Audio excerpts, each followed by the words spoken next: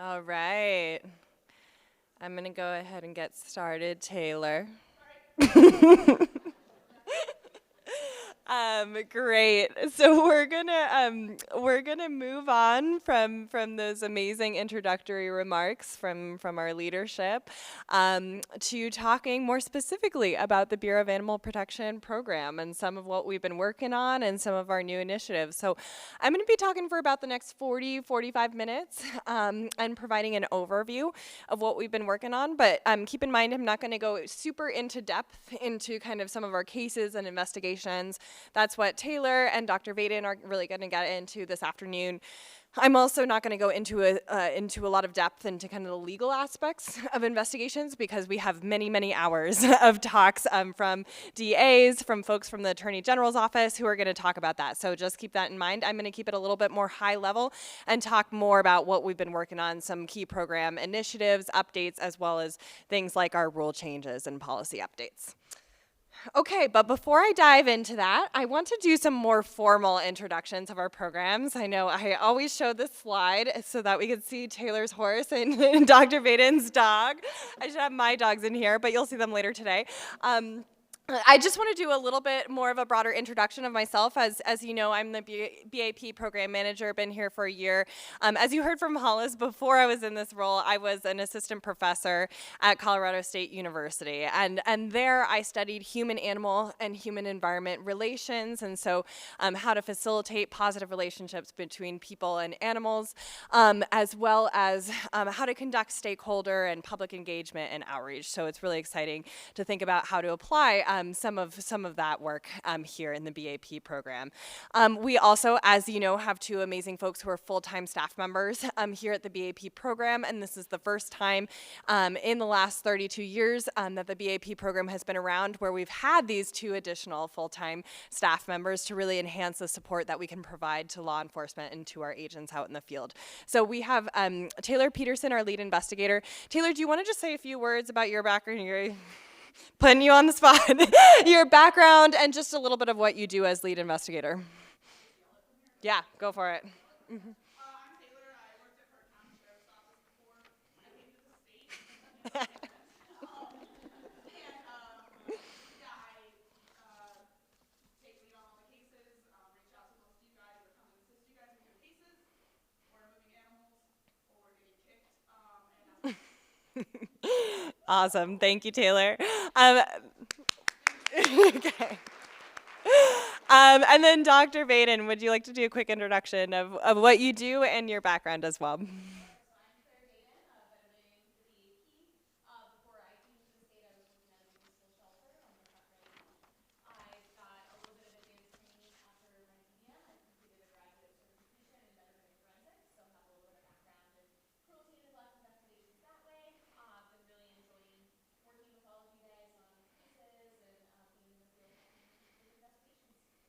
Awesome. Thank you. Fabulous. Okay, so you'll be hearing more from these two later today. Okay, and just really quickly, you already heard from Hollis Glenn and Dr. Maggie Baldwin, who are both absolutely essential to our program and help guide all of these initiatives that I'm going to be talking about today. So I have 4 objectives for today. I'm going to start with a little bit of BAP background and mission, not going to focus on that too much because you already heard a lot from our introductory remarks.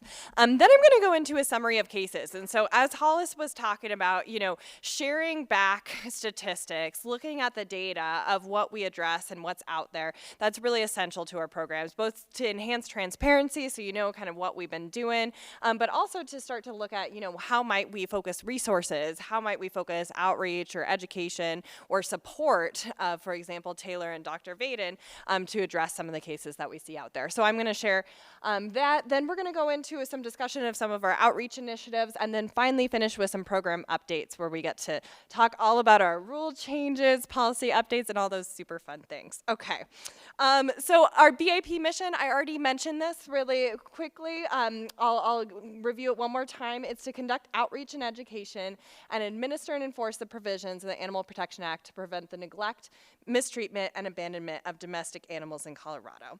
And actually, this used to be before us, just enforce the provisions of the Animal Protection Act. We added that piece on outreach and education, as that's essential to what we do, not just in our outreach initiatives, but in each individual case that we address. Providing that education to those owners is critically important. Okay, so how exactly do we do this? Well, there's really two key components of our program. There's our CDA, BAP staff, who you've now met, and then there are agents, which are most of you out in our audience here. And so I want to go into a little bit more depth about what each of these components of our program actually do. So our staff here at CDA, basically what we do is we can respond to complaints directly. And so complaints can be filed with us through our website, so that's something that's new. If you go to the BAP website, there's a place where you can submit a complaint, and they go to the three of us, and we will then look at it, and typically our first step, I'll talk about this more in a few slides, is to then contact our local agents or law enforcement and offer our support. And so we know our agents, law enforcement, folks who are on the ground in that area can often handle most of the complaints that come in, but we offer our support in case we can be helpful in addressing those complaints. And we do, provide support in a variety of ways that I'm going to talk about. We do actually have civil remedies to address animal cruelty ourselves. So we can take action ourselves here at CDA to address cases in addition to assisting with any sort of criminal actions that need to be taken. Then we have our BAP agents. And so we have, right now, we just went through our renewal process. We have exactly 84 commission agents through our program. And as most of you likely know, these commission agents can be employed through municipalities, for example, as animal control officers, law enforcement, or nonprofits. Our nonprofit agents can only address complaints around companion animals, whereas our law enforcement agents and our staff here at CDA can address complaints around livestock. So often, we get called to provide support a lot of times when there's a livestock case, and we can provide the expertise of Taylor and Dr. Vaden on those cases. Our agents can, once they become commissioned, they can investigate and issue summons and complaints to enforce Title 18. We'll be hearing a lot more about that and about their authority from a talk by Tara at 1 p.m. today. And one other thing to keep in mind is that, our training process. So I know that some of you are interested in becoming BAP agents who are here today, especially some folks who are employed by law enforcement or municipalities. And so basically what is required to become an agent is you must have 1 year of experience in regulatory code enforcement, animal cruelty investigations, and then complete an additional 40 hours of training specifically on investigations, search and seizure, report writing, that sort of thing, as well as animal handling, body condition scoring. And then once you go through that, as well as our own training, and the good news is you're going through our training right now, you can then apply to become a BAP agent. And basically you submit your application to me, I then present it to the Agricultural Commission, and then it gets approved that way. And so once you're approved as a BAP agent, you then have that authority to investigate and issue summons and complaints. You have a few other authorities that we'll talk about later this afternoon too. And then agents must renew their commission every year, although that's going to change very, very soon. And they must complete 32 hours of continuing education every 2 years to retain their status as a commissioned agent. Okay, so I talked about, when I was talking about our staff here at CDA and us providing support to law enforcement and to our agents out in the field, I want to expand on that a little bit more and talk about exactly do I mean by support? What kind of support can we actually provide? And so, we've been trying to figure this out over the past year because this is the first time we have this enhanced resource. But basically what we found is the support that we're asked to provide has fallen into 3 different categories. And so first, we really provide the support of our investigator, of Taylor, and of Dr. Vaden on actual investigations. And we find that that's a lot of times how we're asked to support law enforcement and our agents. And this is certainly something that we can do and that we do a lot, and I'll be sharing some of those statistics. I know Taylor and Dr. Vaden are always driving all around the state trying to provide support as much as they can, but of course we can't be everywhere all at once with our small team. So we often look for other ways to provide assistance remotely too. Another thing we can help with is removing, transporting, and rehoming animals. And so we get a lot of calls, especially from law enforcement, saying, hey, you know, there's this pig that's been abandoned. Can you figure out where to take this pig? What are we going to do with this? And so we do have a trailer, and Taylor can drive our trailer. We have animal handling expertise, and by we, I mean Taylor and Dr. Vaden have fantastic animal handling expertise, although I have had some pig experiences in the past year. And so we can help with that, and often it's tricky getting these animals, especially livestock, into trailers and getting them into transport, especially when we're coming from cases of cruelty and neglect. And I know we'll be talking about this a lot more in that session that Dr. Baldwin was just chatting about that will happen tomorrow when we're thinking about, you know, how to deal with these emergency situations and what resources exist out there. One other thing I want to mention is for the second point, we do have a network. We have a few facilities that we work with that can accept animals coming from cruelty and neglect situations, and these are amazing facilities that we have a great working relationship with, and so we can assist law enforcement, our BAP agents, and these facilities can intake livestock as well as equines, and so we can help you know, be that liaison between these facilities and law enforcement as well.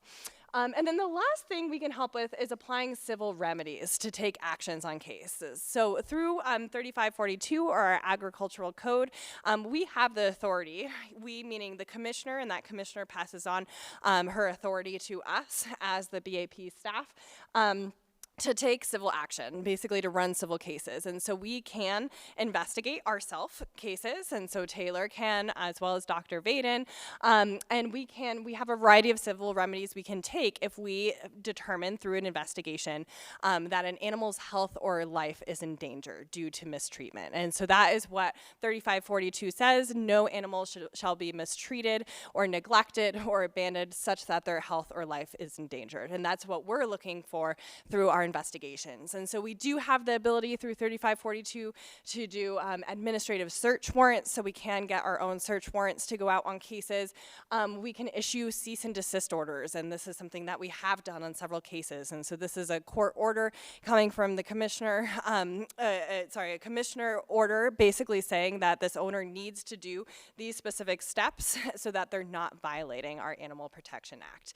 And then if they do still violate that cease and desist order, we can run a civil case, and so we can petition for an injunction, and basically in court we then are petitioning to say, should this owner actually be allowed to own these animals, or any animals in the state. And so I'll be talking a little bit about a civil case that we ran this past year and kind of what that looked like. Another thing that we can do is we can remove animals if we determine through an investigation that the animal's health or life is endangered due to mistreatment. And so we can remove companion animals, and we can remove livestock subject to a court order.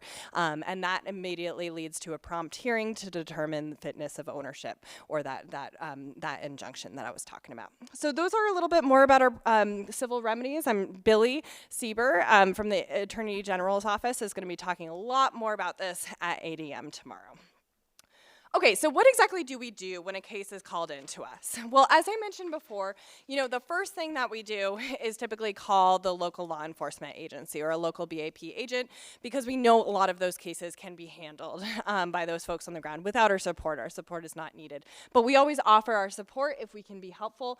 And then, as I mentioned, you know, there's sometimes those cases in which, for any reason, there may be interest in us leading the case, or at least collaborating in an investigation.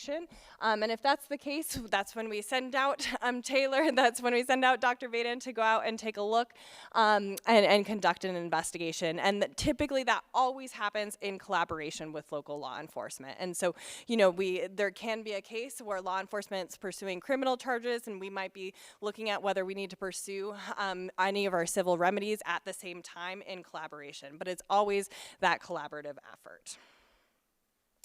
Okay, so now what I want to do is get into some statistics. So you might be wondering, what are we actually dealing with? What sort of cases? How many cases? What are we seeing out there? And so as Governor Polis mentioned, in the past year, we've addressed over 200 cases that were called into us. And I see some people smiling. I transported that pig on I-70 for about 7 hours in my vehicle, and he was a very sweet pig, except he broke out of his crate, and then I was in a battle on like the side of I-70 with this pig who was trying to get out of my truck, and I was trying to keep him in. And there was a dog in a crate too. Anyway, it was an adventure. So, but anyway, I had to put that photo in there.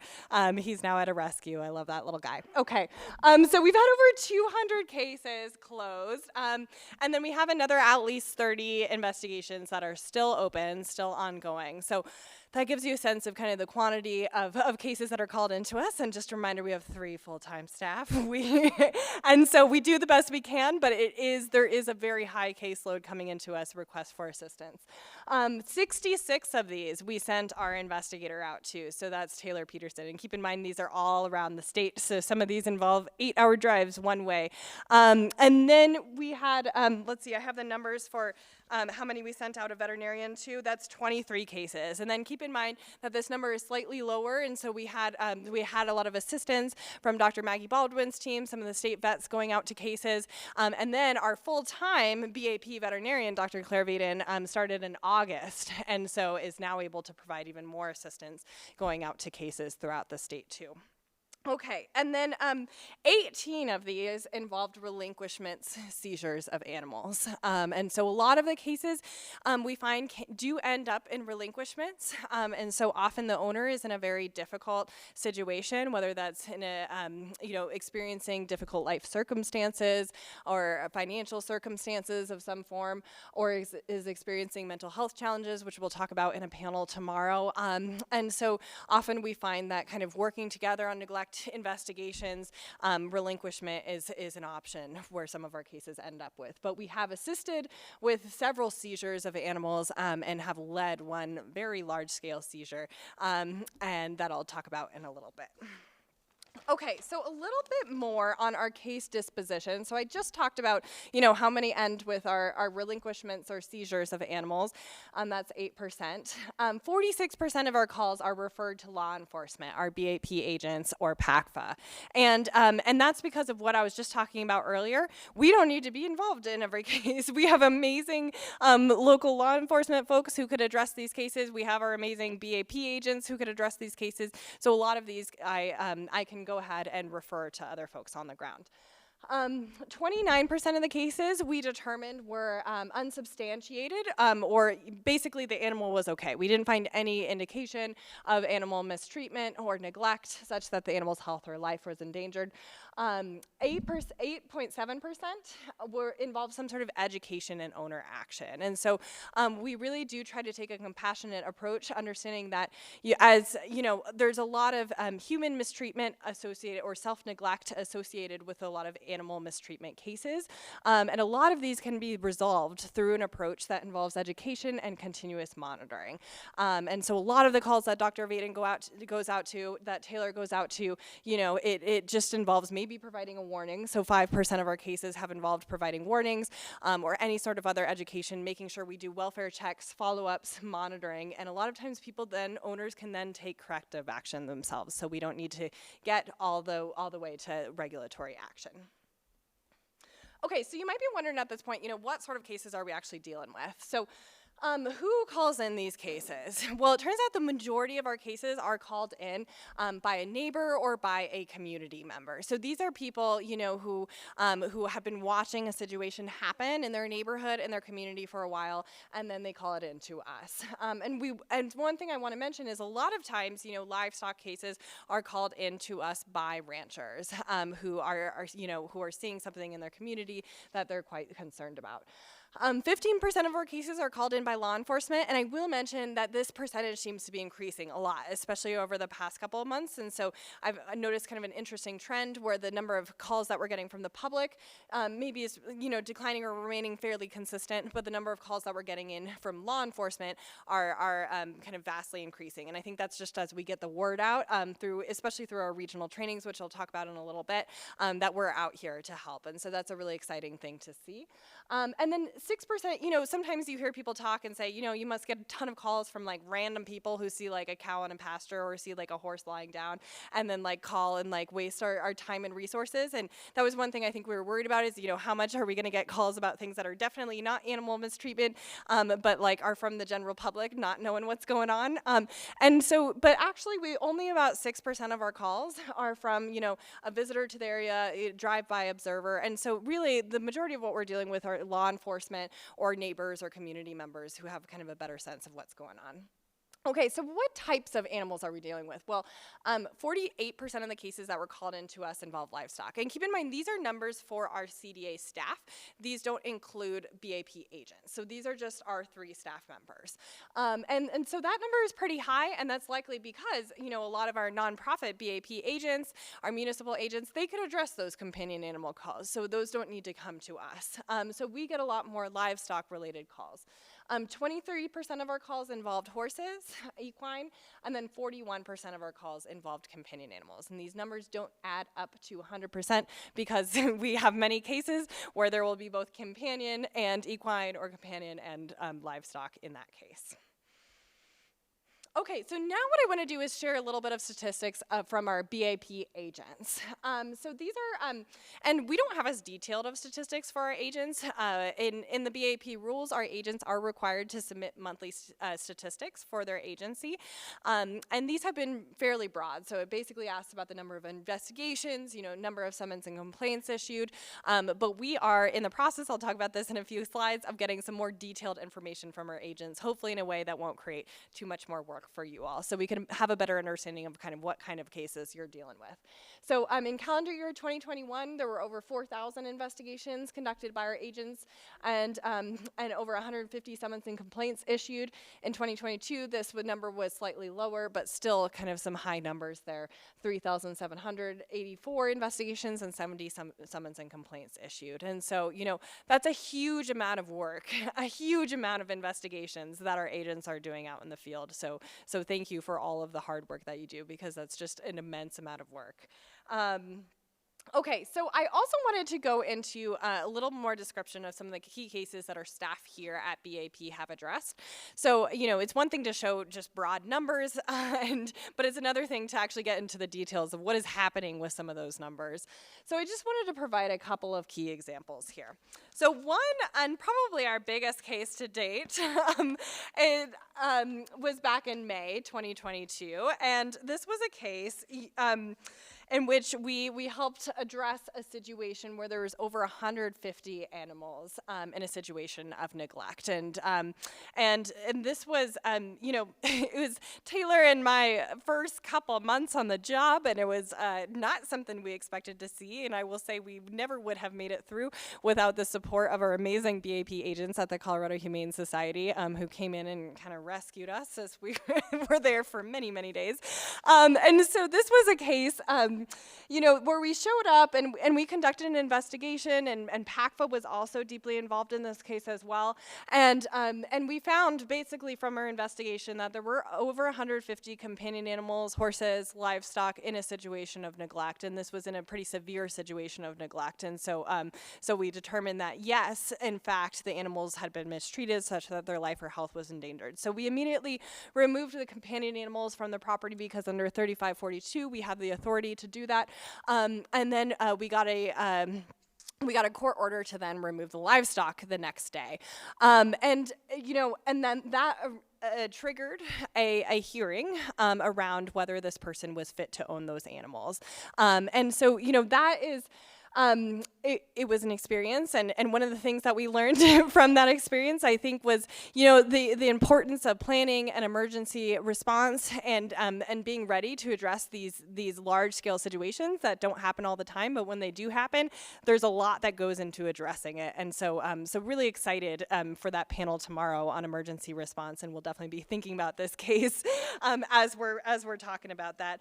But those BAP agents know that that in October, the Montezuma County Court ordered that the owner is permanently enjoined, and I have the exact language here, from acquiring, owning, leasing, managing, possessing, or otherwise tending any companion animals or livestock. And so, you know, this was an example of a successful case, civil case that we did run, and now we do rely on law enforcement, our BAP agents throughout the state, to help us enforce this permanent injunction that is now in place.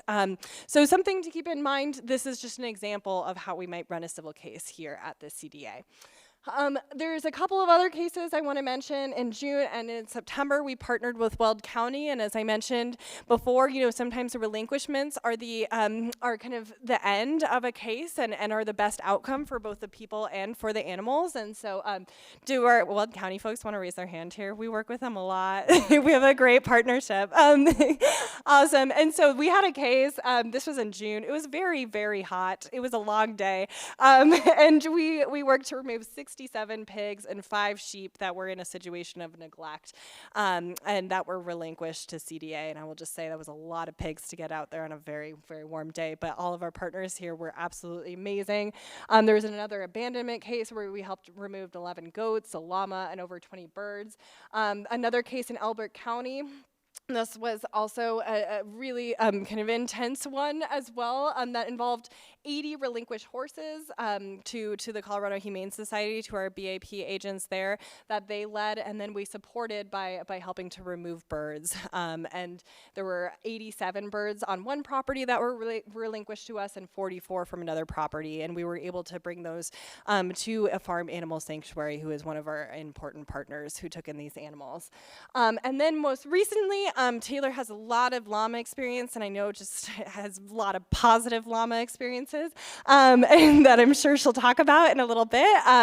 But she helped with the seizure of Park County Sheriff's Office. I know we have some representation there, with the seizure of 22 llamas determined to be abandoned. So, you know, these are just examples of the cases, just providing a little bit of color and story to some of those stats that I shared. Okay, so now I want to switch gears a little bit. So that's a key component of our program, which is actually addressing those cases that are called into us, especially by our agents and law enforcement, and providing our support there. But another key component of our mission statement, as you saw, was conducting outreach and education. And so I want to spend a little bit of time talking about our outreach and education initiatives as well. And so I have 3 initiatives. We have some others in the works as well, but these are the ones that are furthest along, so I want to focus on them today to update you on kind of what we're doing in this space. So the first outreach initiative that we're really working on is regional trainings with law enforcement. And I know we have a representative here from the Lincoln County Sheriff's Office. Do you want to? Yes, there you are. Okay, fabulous. So we partnered with the Lincoln County Sheriff's Office for our first regional training, and it was a really great experience, and now it's being replicated throughout the state. And so we've held 3 regional trainings so far for law enforcement, and we have at least 3 more planned in the spring over the next couple of months. And what's exciting about these regional trainings is we've been hosting them with sheriff's offices, but deputies and other law enforcement officers from nearby counties, from other agencies, have all been attending these trainings as well. So we're reaching multiple agencies with each training. And the purpose of these trainings is really to provide some in-depth training on addressing equine and livestock mistreatment. And we're focusing on that equine and livestock mistreatment because, you know, deputies, because our law enforcement officers are the ones who can address those livestock cases with our support. And so one of the things that we do in the trainings is we have Taylor, we have Dr. Vaden go through, you know, what are some common signs of equine and livestock mistreatment? How might you recognize neglect and mistreatment and cruelty? And what might be some steps that you might take to address this? So what does it look like to, you know, provide a warning and follow up on that warning and, you know, do cost of care, all of those sorts of details.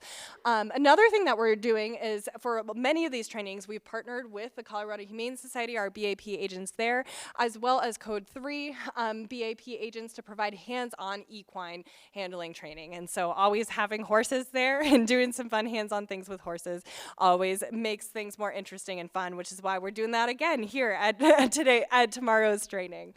And I will just mention really quickly that the idea of these regional trainings, it didn't come from me, it came from an amazing group of stakeholders and BAP agents who got together. And I'll talk about this subcommittee process that we developed, but this was really the idea of some of our agents and stakeholders that we work with, both in animal industry as well as animal welfare organizations. We all came together and were like, what should the BAP be doing in terms of training and outreach? And this idea arose, and then we wanted to make sure it happened. Another thing that the subcommittee of stakeholders and BAP agents did was develop a 2-page resource document and a web page for law enforcement on addressing mistreatment cases. And so actually that 2-page document, it summarizes a lot of definitions and also authority under Title 18, our criminal code around cruelty to animals. And that 2-page document is available to you in your packet here. So that's out on the table. Please grab it. It's supposed to be a resource for you all and for law enforcement.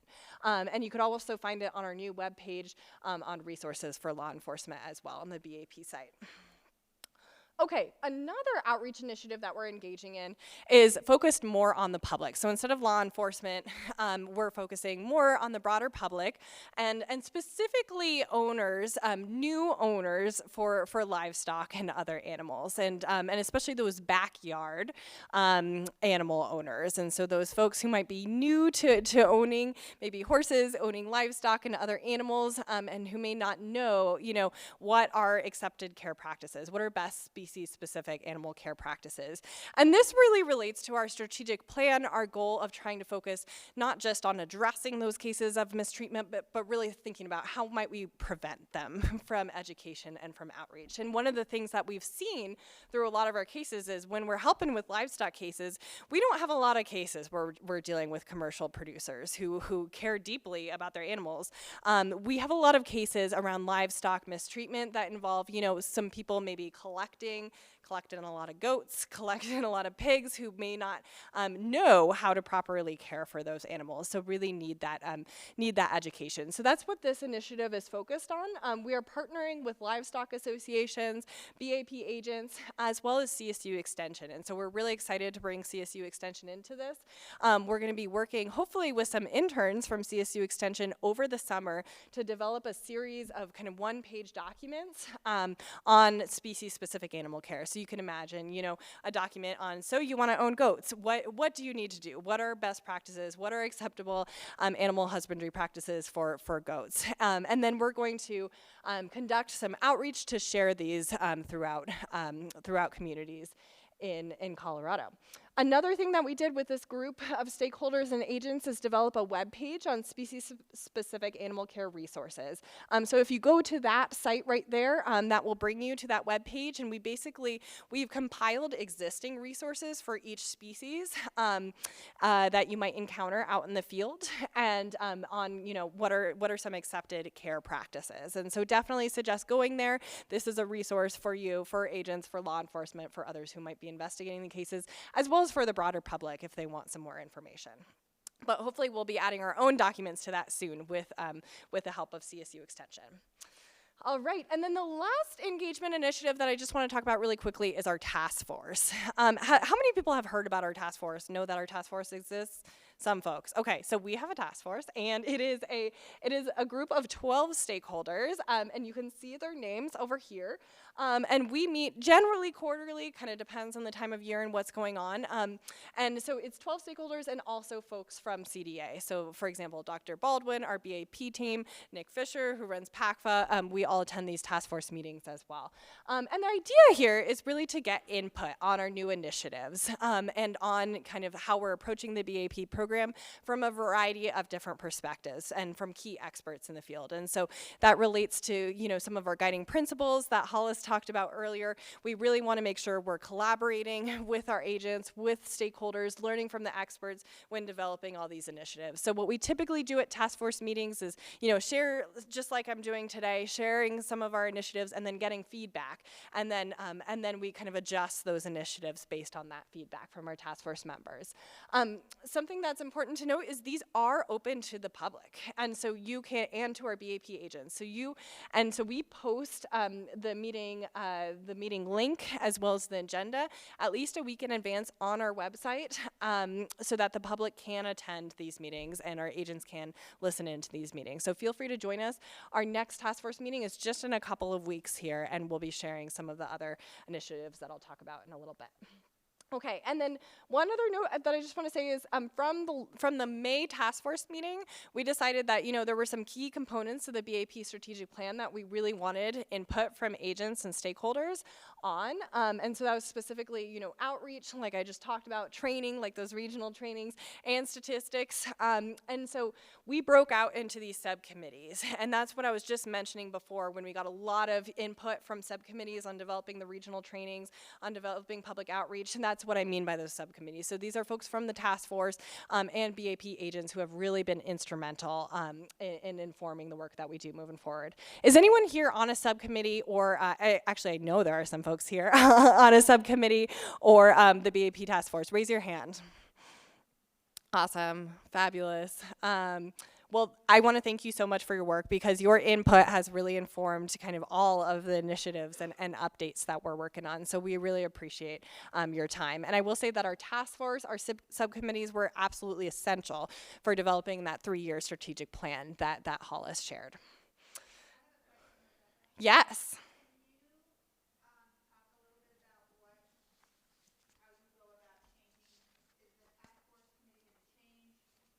Yes.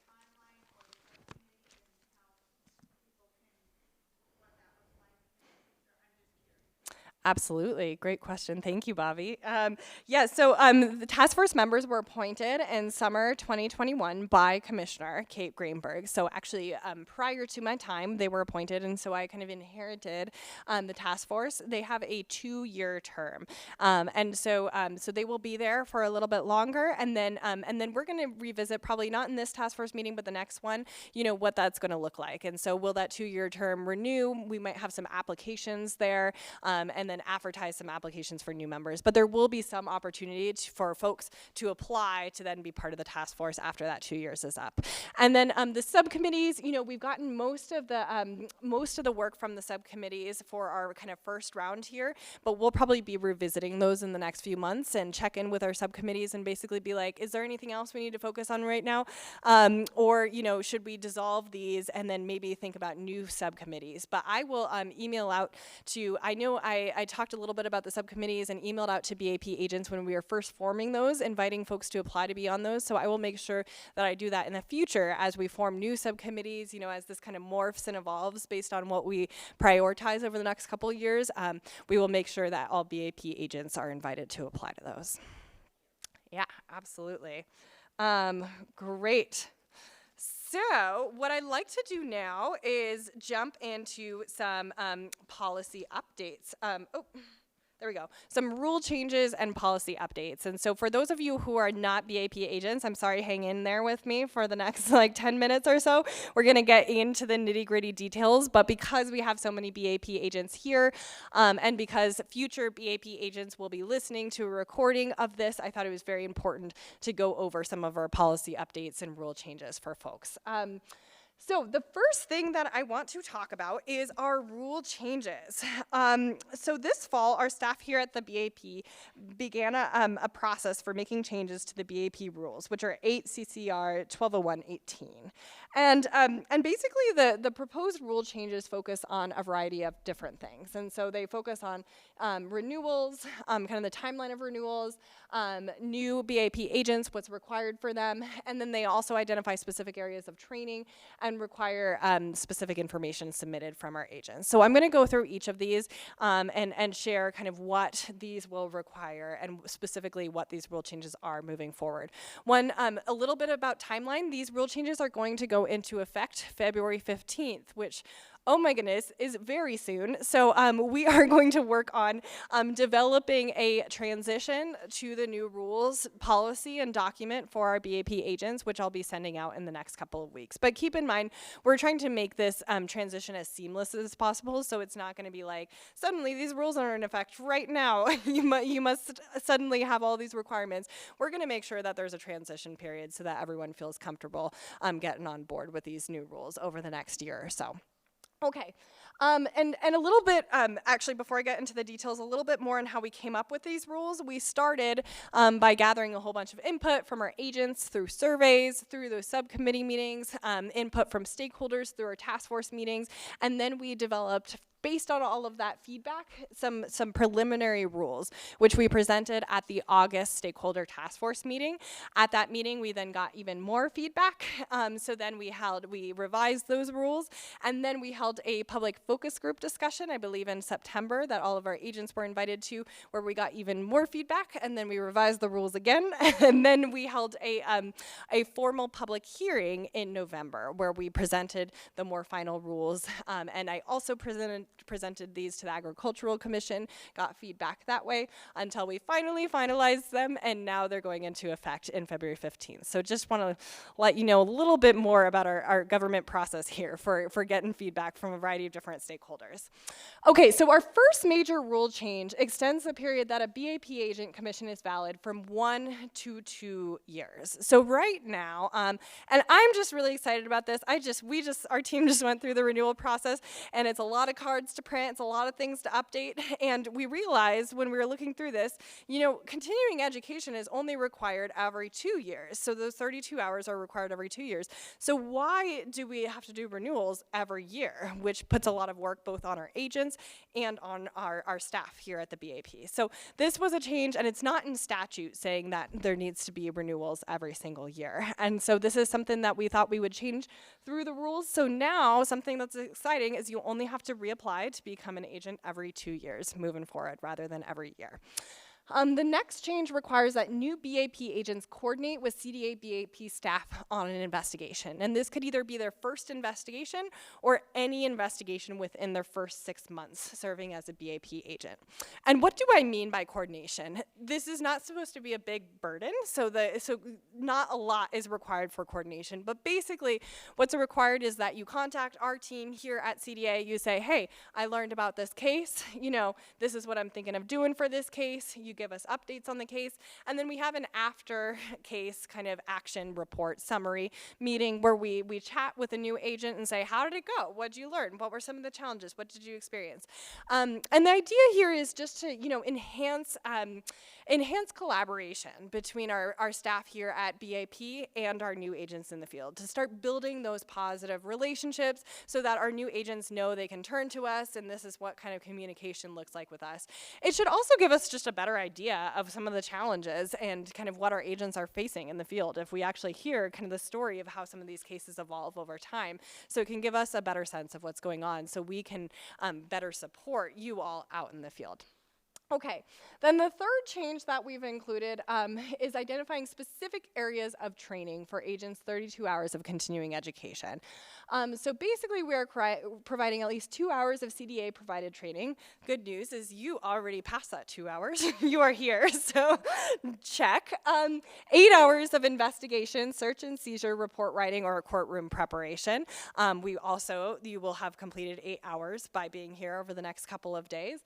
4 hours of animal care, husbandry, handling, or body condition scoring. I think most of that is also covered in the next 2 days. And additional 4 hours of equine husbandry, handling, and BCS training, specifically for those equine endorsed agents. And the reason why we added these specific hours through our rule changes, I know there's been a lot of back and forth on this, but basically feedback from some of our agents as well as stakeholders basically was saying, we should make sure that our continuing education education, that folks through their continuing education are actually getting those updates on those components of the job that are really essential to being a BAP agent. And so we want to make sure their CE, to some extent, is really focused on those skills that are really required to go out there and do investigations, and specifically on those skills where there's constant updates, where we're learning more.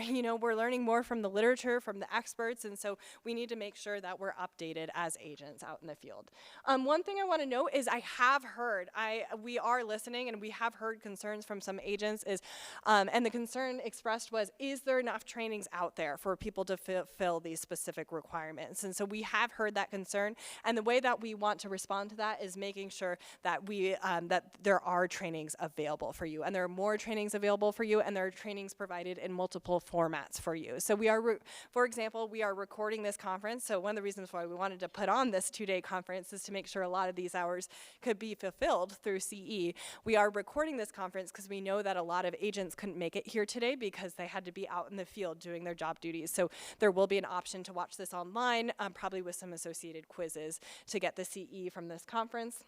We will continue offering trainings as well that will be both in person and online. For example, that mental health first aid training, I'll talk a bit more about that tomorrow, but that will be available at the beginning of March, and we are offering both an online and in-person version, and that will cover 8 hours of CE as well. Okay, and then the last rule change requires that agents submit a case report for each investigation where they use their BAP authority. And this relates to what I was talking about earlier around statistics. And so as I was able to show those detailed statistics on what our staff here at CDA have been doing, I wasn't able to get those detailed statistics on what our BAP agents were doing. And so these case reports will help us do that, will help us collect that more detailed information so we can understand, what kind of cases are we dealing with throughout the state. How might we kind of focus resources, focus outreach and education? And the idea behind here is our case reports require certain information be submitted, but we heard some feedback from agents saying, in some cases, like it's a pain to have to fill out new forms with all this additional information. So it'd be easier to just submit case files. I heard from other agents, actually, I don't want to submit case files. That's going to be a pain with our current system. I just want to submit specific pieces of information that you want. So I was like, oh no, contradictory feedback. What do I do? Then I was like, let's make both an option. So basically the way we're gonna do this is that certain information is required. And so that's things like, what was the case disposition? What sort of species did you look at? That sort of information, like what I was just sharing around our statistics. And so that is required, but you could submit it in various formats. You could submit it if you already have a case report with that information that you submit to your agency. You could just submit that file to us. So as you're submitting to your agency, you just submit it to our system. Hopefully that doesn't add more work to you. But for those folks who don't have case reports that they want to submit to us, they can fill in a specific form with the information that we are requesting for each case that BAP agents use their authority. And this will really allow us to get more comprehensive statistics of really what's going on with cruelty investigations throughout the state. Okay. So those are our rule changes. Once again, they go into effect February 15th. I'll be in touch in the coming weeks with a transition document for how we're going to get there. A couple of other policy updates. We put together a continuing education review policy over the past few months that we sent out to our BAP agents. There's a few updates in that review policy. That first point, the policy requires CE fit within the categories outlined in the BAP rule. That's going to be updated with our rule changes, if that makes sense. So our rule changes will specify how many hours need to be in each category, and so that will be added to our CE policy. But the rest still apply. So one of the things we did through our CE policy is that the time teaching doesn't count towards CE. We are requiring CE be submitted 2 weeks in advance using our new form, and our idea there is, it just gives us enough time to be able to review it and approve it before you attend that class. And it also, we are encouraging that agents share CE that is approved with other agents, so that they use our listserv to share CE opportunities, so that we know there's enough opportunities out there and other people can attend. And then it also requires additional information be submitted for new courses. So these are courses that, say, are not being offered through an existing agency or conference. You know, these are, if a BAP agent, for example, wants to develop their own training, this new policy requires them to submit PowerPoints and other things for review from us, so we can just make sure it kind of meets certain standards.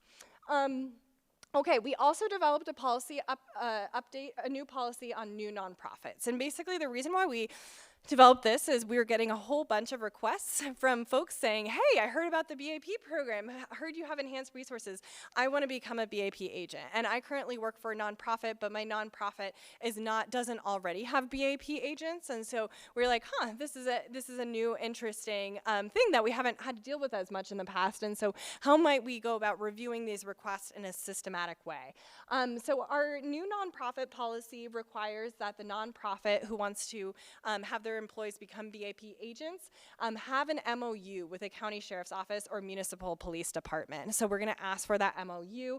It also requires that they be in good standing with PACFA, and it also requires that they develop a training and supervision plan for their agents, so that we know that they will have leadership and guidance to ensure that their agents, you know, have oversight and have assistance, and also, you know, have a plan for them completing their continuing education. And so I'm happy to share a copy of that policy if anyone here knows of any nonprofits who are interested in having their employees become agents. Okay, and I'm almost done, I promise here, because I know we're ready for our next speaker. So the last thing I want to really talk about here is some upcoming initiatives that we have going on. And these are two things that I'm really excited about and excited to share with you all, and that will be kind of in the pipeline for the next few months here. And these initiatives were really developed to try to provide some additional resources and help for our own staff and for our agents, as well as for law enforcement. So the first initiative, and this is the first time I'm publicly announcing this, so yes, we are developing some investigation scales for agents and law enforcement. And this initiative has been led by Dr. Claire Vaden, and our whole team has been participating, and I know Dr. Maggie Baldwin and her staff have been very involved in this as well. And basically what we're trying to do is figure out, you know, how can we develop some standardized scales for assessing the extent to which mistreatment might be happening in a particular context, especially for outdoor animals? And so there are some kind of used and well-shared scales for companion animals, looking at, you know, environmental health, physical health, food, water, resources available. And actually those scales I have printed out and made available to you all on those tables outside. And so those are available for your use, and Dr. Vaden and Taylor will be talking more about those in our later session today. But there aren't as many existing scales for equine and livestock animals. So we get a lot of requests saying, you know, how do we even assess whether this is a safe environment, you know, whether the animal is in poor or good physical health, what are some indicators there, how much food or water is needed, you know, how do we assess this in a standardized way as agents? And so we are trying to develop those scales that can be used as more standardized metrics in order to help assess a case of mistreatment. So those will be available. They'll be presented for the first time publicly at our stakeholder task force meeting in the next couple of months. Then it'll go through some revisions, and then we will make those available to all of our agents as well as to law enforcement on our webpage. Okay, and then the second thing that we're working on is creating a database on facilities that can house livestock and horses. And so, and this is something we're really excited about. You know, there's a lot of facilities that can take in companion animals, but sometimes figuring out, you know, when you have a case where you have over 150 animals, a lot of them are livestock, a lot of them are horses, you're trying to figure out where to take them temporarily while you're waiting for your court date, you know, and you need to move them all, and you need to make sure they receive care, especially if they're in a situation of neglect, certain standards of care. Where can you take them to? And so I know some counties, they have developed emergency response that can help with this, but other counties, this is not as much in place. And so we want to develop this database. We're currently working on this of facilities, and these facilities can include, you know, sale barns, county fairgrounds, as well as, you know, rescue organizations and ranches, you know, any facility in which kind of the owner is ready to help us with these cases. And this will be made available to our BAP agents as well as to law enforcement. And we're excited to develop this too because we try to informally do this, but we're not always available. We do have weekends and sometimes go on vacation. And so if there's a case that comes up, we want to make sure that you all have a database of facilities you can go to if for any reason we're not available at that time. Okay. All right, I promise I'm done talking now. Thanks so much for listening to all these updates, and yeah, and I will be available for questions, and we'll have plenty of time for discussion later today and tomorrow. So really appreciate it.